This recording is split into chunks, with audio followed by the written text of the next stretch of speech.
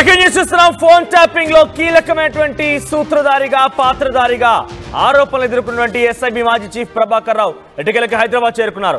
సుమారుగా 7 ఏళ్ల కాలం పాటుగా అమెరికాలకు వెళ్లిపోయి ఫోన్ ట్యాపింగ్ కేసులో విచారణకి రమ్మనంటే అక్కడ ప్రభుత్వాలు నాపైన కుట్రలు చేస్తున్నాయి, ప్రభుత్వాలను అక్కడ వెళ్తే నన్ను చాలా దారుణంగా ఇబ్బందులకు గురి చేసే అవకాశం అని చెప్పి అమెరికాలో ఉండిపోయి అమెరికా ప్రభుత్వాలను వేడుకోవడం కానివ్వండి, ఆ తర్వాత ఇక్కడ రావాలంటే తనకి ఒక టంగ్ క్యాన్సర్ కూడా ఉంది, ఆ వ్యాధి కోసం నేను ఇబ్బంది పడుతున్నాను కాబట్టి నేను అక్కడ చికిత్స తీసుకుంటున్నాను అనేటువంటి మాటను కూడా ప్రభాకర్ రావు చెప్పుకొచ్చారు. కానీ ఎట్టకేలకి రెడ్ కార్నర్ నోటీసులు జారీ చేసి అమెరికా నుంచి ప్రభాకర్ రావుని హైదరాబాద్ తీసుకొచ్చారు. హైదరాబాద్ లో ఇప్పుడే శంషాబాద్ ఎయిర్పోర్ట్ లో ఆయన దిగారు. ఆదివారం రాత్రి దుబాయ్ మీదుగా హైదరాబాద్ కు వచ్చారు. ఆయన 15 నెలల తర్వాత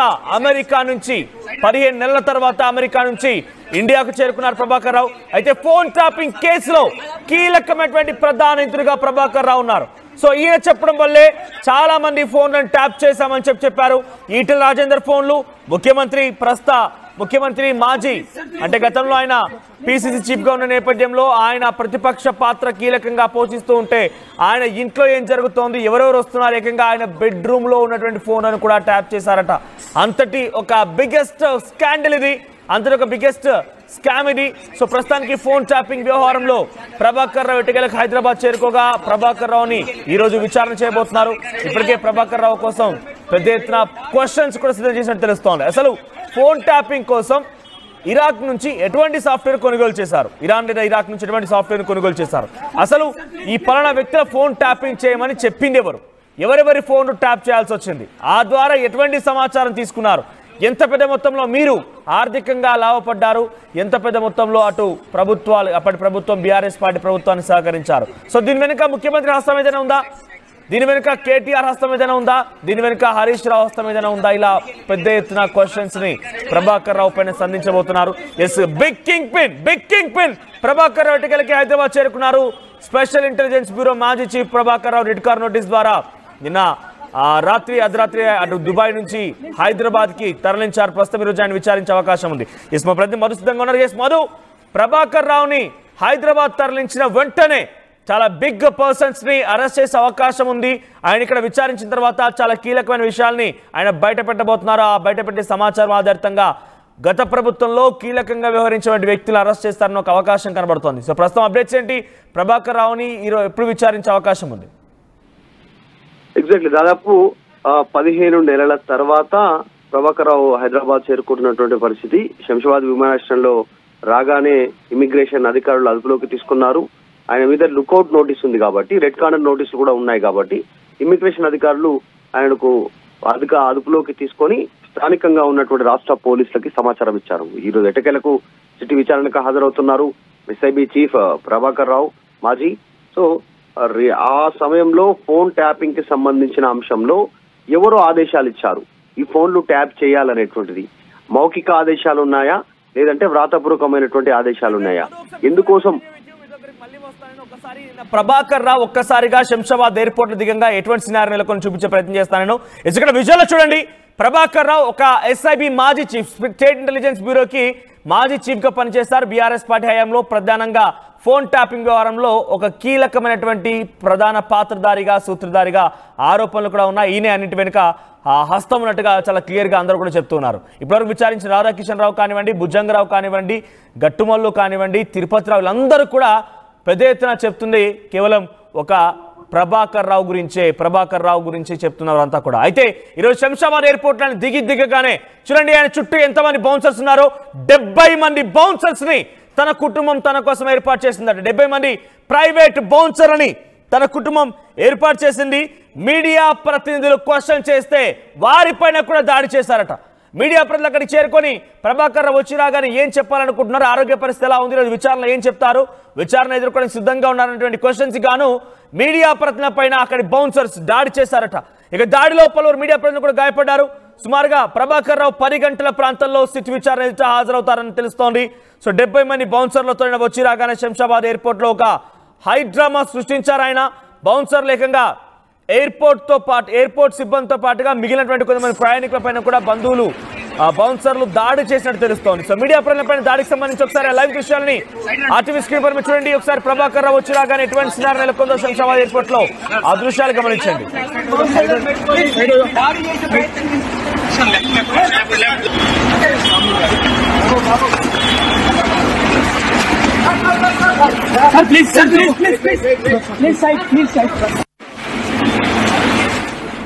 రైట్, బిగ్ ఎక్స్క్లూజివ్ ఆర్టీవీ ఆ విజువల్స్ చూపించే ప్రయత్నం చేస్తోంది.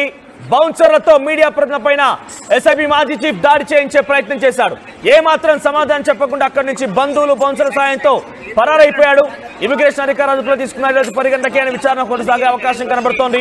10 గంటలకి ఆయన విచారణకి హాజరవుతారు. చూడండి ఒకసారి అక్కడికి మీడియా వాళ్ళు వచ్చి క్వశ్చన్ చేస్తుంటే ఆయనకి ఒక హై సెక్యూరిటీ 70 మంది బౌన్సర్లు, 70 మంది బౌన్సర్లు, ఒకరి కాదు ఇద్దరు కాదు 70 మంది బౌన్సర్లు ఒక ప్రధాన అక్యూజ్డ్ గా ఇతరులు మాట్లాడుకునే ఫోన్ సంభాషణ ఒక అక్యూజ్డ్ గా నిందితుడిగా ఉన్నటువంటి ప్రభాకర్ రావుకి ఇంత పెద్ద సెక్యూరిటీ ఈరోజు ఏర్పాటు చేశారు అని అంటే డెఫినెట్ గా దీని వెనుక బీఆర్ఎస్ పార్టీ హస్తం కూడా ఉందనేది ఒక అనుమానంగా కూడా ఉంది. సో గతంలో అనేక మార్లు అటు కేటీఆర్ అమెరికా పర్యటనకు వెళ్ళినప్పుడు కూడా ప్రభాకర్ రావు తో భేటీ అయిన ఒక చర్చ, ఒక ఆరోపణలు కూడా ఉన్నాయి. నువ్వు వచ్చినా కూడా నిన్ను విచారించే అవకాశం ఉంది, విచారించడంలో నువ్వెవరి పేరు చెప్పకూడదు అనేటువంటి ఒక ఇంటెన్షన్ ని, ఒక హుకుం ని, ఒక వార్నింగ్ ని ప్రభాకర్ రావుకి ఇచ్చినట్టుగా పెద్ద ఎత్తున బీఆర్ఎస్ పార్టీ విషయంలో కాంగ్రెస్ పార్టీ ఆరోపణలు చేస్తోంది. చాలా మంది కాంగ్రెస్ పార్టీ నాయకులు ఇదే మాట మాట్లాడుకొచ్చారు. చూడండి ఆయన రాగానే ఒంటరిగా వచ్చారు, కానీ వచ్చిరాగానే వందల సంఖ్యలో బౌన్సర్. ఇక్కడ దాడి తాలూకు దృశ్యాలు చూడండి. ఇక్కడ దాడి తాలూకు దృశ్యాలు, తర్వాత అరెస్ట్ దృశ్యాలు మీరు ఆర్టీవీ స్క్రీన్ పైన చూస్తున్నారు. వచ్చిరాగానే ఆ బౌన్సర్ అందరినీ పక్కన పెట్టేసి ప్రభాకర్ రావును అరెస్ట్ చేశారు పోలీసులు. ఒకసారి ఆ లైవ్ విజువల్స్ చూద్దాం.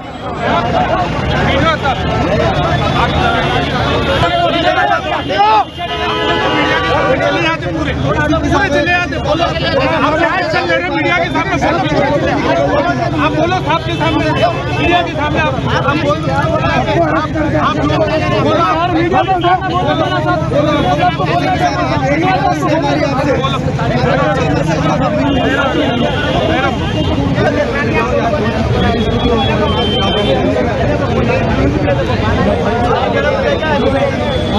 हमारे भाग्य जाड़ों में तो उनको मारे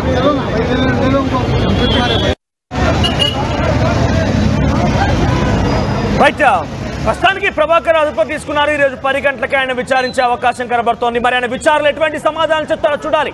ముఖ్యమంత్రి అప్పటి పిసిసి అధ్యక్షుడు రేవంత్ రెడ్డి ఫోన్ ట్యాప్ చేయమని చెప్పింది ఎవరు? ఎటువంటి సమాచారం రాబట్టారు? ఎటువంటి రియల్ ఎస్టేట్ వ్యాపారం దగ్గర నుంచి ఫోన్ ట్యాపింగ్ చేసి వారి సమాచారం తెలుసుకొని వారిపైన బ్లాక్ మెయిల్ కి దిగి వారి నుంచి ఎంత పెద్ద మొత్తం డబ్బులు సంపాదించారు? అసలు ప్రణీత్ రావు ఆ డాటాని ఎలా చిత్తు కింద చేసేసి మూసినదిలో పడేశాడు? ఆ డాటా ఏముంది?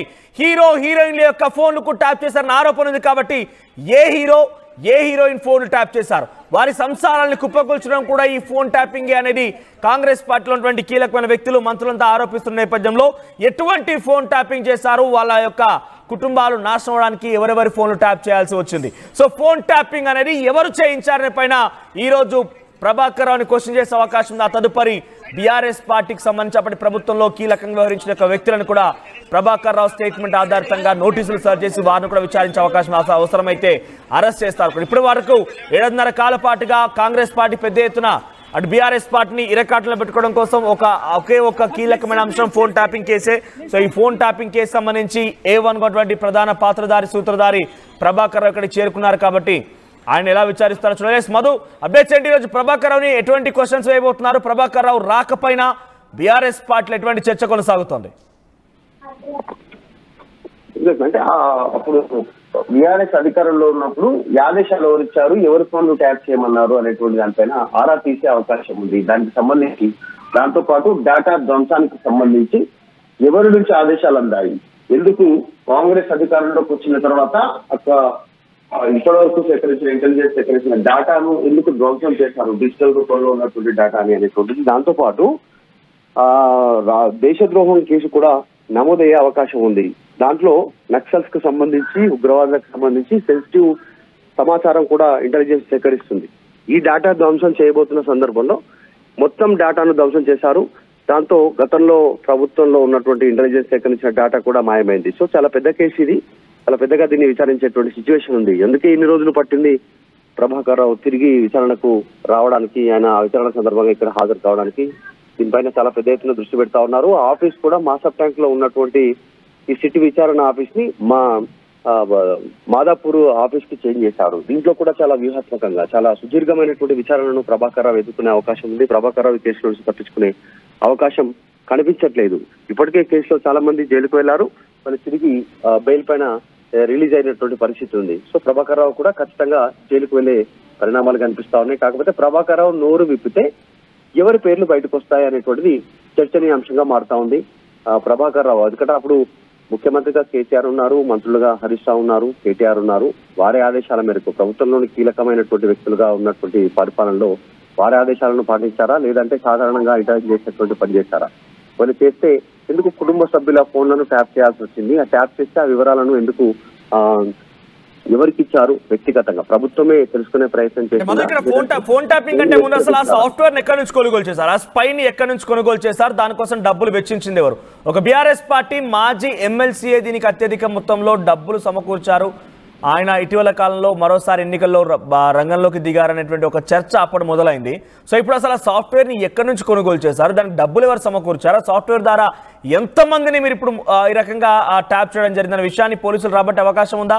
అంటే ఆ కీలకమైనటువంటి వ్యక్తి ఎవరైతే డబ్బులు వెచ్చించారో ఈ సాఫ్ట్వేర్ కొనుగోలు కోసం, ఈ స్పైవేర్ కొనుగోలు కోసం ఆ విషయాన్ని కూడా పోలీసులు ఈ రోజు రాబట్టబోతున్నారా? ఇట్లాంటి స్పైవేర్ ని ఎక్కువగా వాడేది ఇజ్రాయెల్ కంట్రీ వాడుతుంది. ఇజ్రాయెల్ నుంచి కొనుగోలు చేసే అవకాశం ఉందనేటువంటిది గతంలో ప్రభుత్వ వర్గాల నుంచి, అంటే కాంగ్రెస్ అధికారంలోకి వచ్చినాక సమాచారం ఇచ్చే ప్రయత్నం చేశారు. అత్యాధునికమైనటువంటి టెక్నాలజీ, కొన్ని మీటర్ల వరకు ఇంట్లో ఉన్నటువంటి ప్రతి వ్యక్తి ఫోన్ మానిటరింగ్ చేయొచ్చు. ఇంట్లో ఉండేటువంటి వైఫై కనెక్షన్ ద్వారా కనెక్ట్ అవుతా కూడా వాళ్ళు ఏం బ్రౌజ్ చేస్తా ఉన్నారు ఇంట్లో అనేటువంటి అంశాలు ఆ ఫోన్లు కూడా కనెక్ట్ అయ్యేటువంటి అవకాశం ఉంటుంది. పూర్తి టెక్నాలజీ ద్వారా గతంలో రేవంత్ రెడ్డి ఇంటి పక్కనే ఒక అపార్ట్మెంట్ లో రూమ్ తీసుకొని అక్కడ వీళ్ళ ఇంటి పైన పూర్తి నిఘా వేశారు. ఇంట్లో ఎవరెవరితో మాట్లాడుతున్నారు, ఏ నెంబర్తో మాట్లాడుతున్నారు, ఏ అంశాలపైన మాట్లాడుతున్నారు, నివేదిక తయారు చేసి ప్రభుత్వానికి ఇచ్చినట్టుగా చెప్తా ఉన్నారు. మరి ఆ ప్రభుత్వం మౌఖిక ఆదేశాల ప్రకారమే చేస్తేనేమో ప్రభుత్వంలో పెద్దలు కాస్త వెసులుబాటు అయ్యే అవకాశం ఉంది. ప్రూఫ్ లేకపోతే లేదు, ఖచ్చితంగా మాకు చేయమని ఒత్తిడి చేశారు అనేటువంటిది మెసేజ్ రూపంలో, వాట్సాప్ రూపంలో కానీ ఇంకా ఇతరత్రకు సంబంధించిన రూపంలో కనుక రికవరీ చేయగలిగితే ప్రభుత్వంలో ఉన్న పెద్దలు అప్పుడు ప్రభుత్వంలో ఉన్న పెద్దలు కూడా ఇబ్బందులు పడే అవకాశం ఉంది. దాంట్లో భాగంగానే ఇప్పుడు విచారణ జరిగే అవకాశం ఉంది. ప్రభాకర్ వచ్చారు కాబట్టి ఈ కేసు విచారణ మరింత వేగవంతంగా ముందుకు పోయే అవకాశం కనిపిస్తా ఉంది. ఫోన్ ట్యాపింగ్ వ్యవహారం ప్రభుత్వం అధికారంలోకి రాగానే, కాంగ్రెస్ అధికారం చేపట్టగానే ఒక షేక్ చేసింది రెండు రాష్ట్రాలకు సంబంధించినటువంటి న్యూస్ లో ఫోన్ ట్యాపింగ్ వ్యవహారం అనేది. మరి ఇప్పుడు ఎట్టగలకు ప్రభాకర్ వచ్చారు, విచారణలో ఏ అంశాలు బయటపెడతారనేటువంటిది ఉత్కంఠంగా మారింది. కానీ బేసిక్గా మధు, ఇంటెలిజెన్స్ అధికారులు అంటేనే ముఖ్యమంత్రి రేవంత్ రెడ్డికి రిపోర్ట్ ఇస్తూ ఉంటారు. ఎప్పటికప్పుడు సమాచారాన్ని ఇటు ముఖ్యమంత్రి Revanth Reddy in the sense ముఖ్యమంత్రి ఎవరుంటే వాళ్ళకి ఇంటెలిజెన్స్ అధికారులు పూర్తిగా హోంమంత్రి ఆధీనంలో కాదు, ముఖ్యమంత్రికి సమాచారం చేరవేస్తూ ముఖ్యమంత్రి దగ్గర నుంచి ఆదేశాలు పాటిస్తూ ముందుకు వెళ్తుంటారు. సో అప్పటి ఎస్ఐబి చీఫ్గా వ్యవహరించిన ప్రభాకర్ రావుకి నిజంగా ఈ ఫోన్ ట్యాపింగ్ వ్యవహారంలో కేసీఆర్ ఆదేశాలు జారీ చేశారన్న క్వశ్చన్ కనుక రేస్ చేయాల్సి వస్తే ప్రభాకర్ రావు పూర్తి స్థాయిలో నిజాలు చెప్పే అవకాశం ఉంటుందంటారు. ఎందుకంటే ఆయన సుమారుగా 15 నెలల పాటు అక్కడే ఉన్నారు. మధ్య మధ్యలో బీఆర్ఎస్ పార్టీ ఎవరైతే అమెరికాకు వెళ్ళిపోయారో పర్యటనలో భాగంగా ప్రభాకర్ రావును కూడా భేటీ అయ్యారని ఒక ఆరోపణ కాంగ్రెస్ పార్టీ చేస్తోంది. కాబట్టి సో ఇంటెలిజెన్స్ చీఫ్గా పనిచేసినటువంటి ప్రభాకర్ రావు ఎవరి ఆదేశాలు పాటించి ఈ రకంగా చేశారన్న క్వశ్చన్ రేజ్ అయితే ఆయన నిజాలు చెప్తారా? ఒక టీవీ ఛానల్లో ఇంటర్వ్యూలో మాట్లాడుతూ కేసీఆర్ ఓటమి తర్వాత ఒక స్టేట్మెంట్ చేశారు. అసెంబ్లీ ఓటమి తర్వాత దీన్ని పెద్దగా సీరియస్ గా తీసుకోవాల్సినటువంటి అవసరం లేదు. ప్రతి ప్రభుత్వం ఇంటెలిజెన్స్ లో భాగంగా కొన్ని ఫోన్లు ట్యాప్ చేస్తుంది, ఆ ప్రభుత్వం పైన కొన్ని కుట్రలు చేసేటువంటి పరిస్థితి ఉంటుంది, చేసే అవకాశం ఉంటుంది అనేటువంటిది వాళ్ళు చెప్పే ప్రయత్నం చేశారు. దానికి కొన్ని రీజన్స్ బీఆర్ఎస్ చెప్తా ఉంది. అప్పుడు బీఆర్ఎస్ మొదటిసారి తెలంగాణ ఆవిర్భావం తర్వాత అధికారంలోకి రాగానే ప్రభుత్వాన్ని కూల్చే కుట్ర జరిగింది. అందులో భాగంగానే ఓటుకు నోటు కేసులో రేవంత్ రెడ్డిని అరెస్ట్ చేశాము, ఆ కుట్ర ఫోన్ ట్యాపింగ్ ద్వారానే తెలిసింది అనేటువంటి ఒక అభిప్రాయాన్ని బీఆర్ఎస్ పార్టీ నాయకులు ఆఫ్ ద రికార్డులో చెప్పే ప్రయత్నం చేశారు. అందులో భాగంగా ప్రతిపక్ష నాయకుల ఫోన్లను ట్యాప్ చేస్తారు, సర్వసాధారణం అది అని చెప్తూనే మరి ఇప్పుడున్న ప్రభుత్వం ఫోన్లు ట్యాప్ చేయట్లేదా, ఫోన్ ట్యాపింగ్ చేయట్లేదా, దానికోసం టెక్నాలజీ కొనలేదా అనేటువంటి విమర్శలు కూడా ప్రతిపక్షాలు చేస్తా ఉన్నాయి, అటు బీజేపీ కానీ ఇటు బీఆర్ఎస్ కానీ. ఈ విషయంలో కాకపోతే అప్పుడు వ్యక్తిగతంగా ఇంకా ఇతరత్రకు సంబంధించినటువంటి వాటిపైన ఏం జరుగుతా ఉంది, ఏం జరిగింది, దానికి ఎవరికి ఉపయోగించుకున్నారు, ఇండస్ట్రియల్ కి సంబంధించి పెద్ద పెద్ద బిజినెస్ మ్యాగ్నెట్ల ఫోన్లు, సినిమా సెలబ్రిటీల ఫోన్లు ట్యాప్ చేస్తారనే విమర్శలు ఉన్నాయి. వాటిపైన ఒక కొలికి వచ్చే అవకాశం ఉంది. రైట్ మధు. సో ప్రస్తుతానికి ఎస్ఐబి మాజీ చీఫ్ ప్రభాకర్ రావు ఎవరైతే ఫోన్ ట్యాపింగ్ కేసులో చాలా కీలకమైనటువంటి ప్రధాన పాత్రధారిగా, సూత్రధారిగా, అక్యూజ్ నెంబర్ 1గా ఉన్నటువంటి ప్రభాకర్ ఇటగల హైదరాబాద్ వచ్చారు. ఈరోజు 10 గంటలకి ఆయనని విచారించే అవకాశం ఉంది. ఇప్పటికే మధు చెప్తున్న డీటెయిల్స్ ప్రకారంగా అటు బంజారా హిల్స్ లో ఆ సమీప ప్రాంతాలటువంటి ఆ సిట్ అధికారుల యొక్క ఆఫీస్ ని మాదాపూర్ షిఫ్ట్ చేసినట్టు తెలుస్తోంది. ఈరోజు మాదాపూర్ లోనే ప్రభాకర్ రావుని విచారించబోతున్నారు. సో ఎంత కీలకమైనటువంటి ఒక ప్రధాన పాత్రధారి అంటే బెడ్రూమ్ లోని ఫోన్లో కూడా ట్యాప్ చేశారట. ముఖ్యమంత్రి రేవంత్ రెడ్డి ఇంటికి గతంలో ఆయన పీసీ అధ్యక్షుడిగా ఉన్నప్పుడు సమీపంలోని ఒక అపార్ట్మెంట్లో ఆఫీస్ను ఓపెన్ చేసి ఆ ఆఫీస్లో ఆయన ఇంట్లో ఏం జరుగుతుందని ప్రతి దానిపై నిఘా పెట్టారట. సో చాలా మంది ఎమ్మెల్యేల యొక్క ఫోన్లకు ట్యాప్ అయినటువంటి ఒక ఆరోపణ కూడా ఉన్నాయి. సో జర్నలిస్టుల ఫోన్లు ట్యాప్ చేశారు, ప్రజాప్రతినిధుల ఫోన్లు ట్యాప్ చేశారు, రియల్ ఎస్టేట్ వ్యాపారుల యొక్క ఫోన్లు ట్యాప్ చేశారు, హీరో హీరోయిన్ల ఫోన్లు కూడా ట్యాప్ చేసినటువంటి ఆరోపణలు, కేసులు కూడా, పిటిషన్లు కూడా ఇప్పుడు నమోదైన నేపథ్యంలో Prabhakar Rao the key person behind phone tapping అనే వ్యక్తి ఇప్పుడు ప్రజెంట్ పోలీస్ అదుపులో ఉన్నాడు. మాదాపూర్ రోజు ఉదయం 10 గంటల సమయానికి విచారణ ప్రారంభమయ్యే అవకాశం ఉంది. మరి నిజంగా నిజాలు చెప్తాడా? నిజంగా నిజాలు చెప్పాల్సి వస్తే ఇంటెలిజెన్స్ అంటేనే బేసిక్గా ముఖ్యమంత్రి ఎవరున్నా ముఖ్యమంత్రికి మాత్రమే సమాచారం చేరవేయాలి, ముఖ్యమంత్రి ఆదేశాలు మాత్రమే పాటించాలి. మరి అప్పుడు బీఆర్ఎస్ పార్టీ హయాంలో జరిగినటువంటి ఈ ఫోన్ ట్యాపింగ్ వ్యవహారంలో ముఖ్యమంత్రి పాత్ర ఎంత, కేసీఆర్ పాత్ర ఎంత అనేది ఈరోజు ప్రభాకర్ రావు విచారణతో బయటపడే అవకాశం ఉంది. సో మీ అభిప్రాయం ఏంటి? దీని వెనుక డెఫినెట్ గా కేసీఆర్ ఉండే అవకాశం ఉందా? ఈ ప్రభాకర్ విచారణ తర్వాత నెక్స్ట్ తదుపరి అరెస్ట్ ఎవరు ఉండబోతున్నారు? ప్రభాకర్ రావు ఎవరి పేరు చెప్పే అవకాశం ఉంది? మీ అభిప్రాయం, మీ అనుమానం, మీకున్నటువంటి సందేహాన్ని కామెంట్ చేసే ప్రయత్నం చేయండి. आप बोलो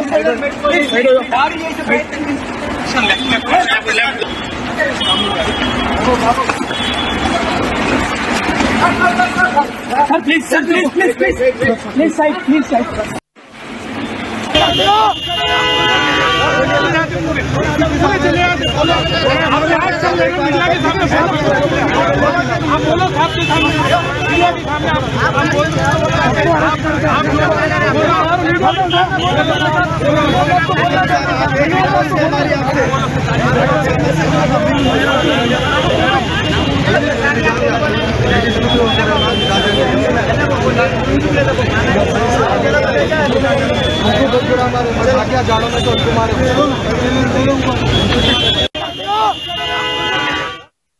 ఆర్టీవీ యాప్ వార్తల్ని క్షణాల్లో చదివే అవకాశం ఉంటుంది. ఒక న్యూస్ పేపర్, ఒక టెలివిజన్ ఛానల్ మీ చేతుల్లో ఎప్పుడూ ఉంటాయి.